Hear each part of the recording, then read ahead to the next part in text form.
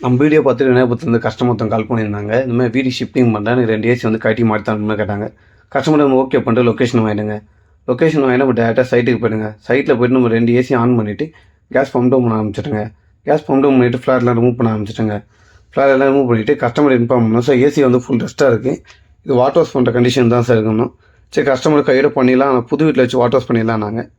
சரி சொல்லிட்டு கஸ்டமர் வந்து புது வீட்டுக்கு வந்து ஏசி வந்து ஷிஃப்ட் பண்ணி கொடுத்துட்டாங்க. புது ஷிஃப்ட் பண்ணி கொடுத்தோன்னே நம்ம இண்டோரை வந்து பார்ட் பிரிக்க ஆரம்பிச்சிடுங்க. 2 இண்டோரை பார்ட் பிரிச்சுட்டு நம்ம வாட்டர் வாஷ் பண்ண ஆரம்பிச்சிடுங்க. டோர் காயில் எல்லாமே வாட்டர் வாஷ் பண்ணி முடிச்சுட்டு கையோடு வந்து அவுட்டோரையும் வாட்டர் வாஷ் பண்ணலாம்னு சொல்லிட்டு அவுட்டோர் எடுத்து வாட்டர் வாஷ் பண்ண ஆரம்பிச்சுங்க. அவுட்டோரில் சரியான டஸ்ட்டாக இருந்ததுங்க. அவுட்டோர் வாட்டர் வாஷ் பண்ணி முடிச்ச கையோடு நம்ம இண்டோர் ரீஅசெம்பிள் பண்ணிவிட்டு நம்ம வந்து டெம்ப்ளேட் அடிக்க ஆரம்பிச்சிடுங்க. டெம்ப்ளேட் அடிச்சுட்டு இண்டோர் எடுத்து லாக் பண்ணிவிட்டு நம்ம வந்து அவுட்டோர் ஸ்டாண்ட் அடிக்க ஆரம்பிச்சிடுங்க. அவுட்டோர் ஸ்டாண்ட் அடிச்சுட்டு காப்பர்ட்டி ப்ளேக் பண்ணிவிட்டு ஃப்ளார்லாம் டைட் பண்ண ஆரம்பிச்சிடுங்க. ஃப்ளார்லாம் டைட் பண்ணிட்டு லீக்கேஜ்லாம் பார்த்துங்க. லீக்கேஜ்லாம் எதுவுமே இல்லை. சரி கையோட வேக்கம் போட்டுட்டு நம்ம ஏசி ஆன் பண்ணிவிட்டு நம்ம கூலிங் எல்லாம் செக் பண்ணுங்க. கூலிங் எல்லாம் கரெக்டாக இருந்ததுங்க. கஸ்டமர் இன்ஃபார்ம் மட்டும் சைட்லேருந்து கிளம்பி வந்துட்டுங்க. இது போல் சர்வீஸ்னால் கீழே நம்பருக்கு மறக்காமல் கான்டாக்ட் பண்ணுங்கள்.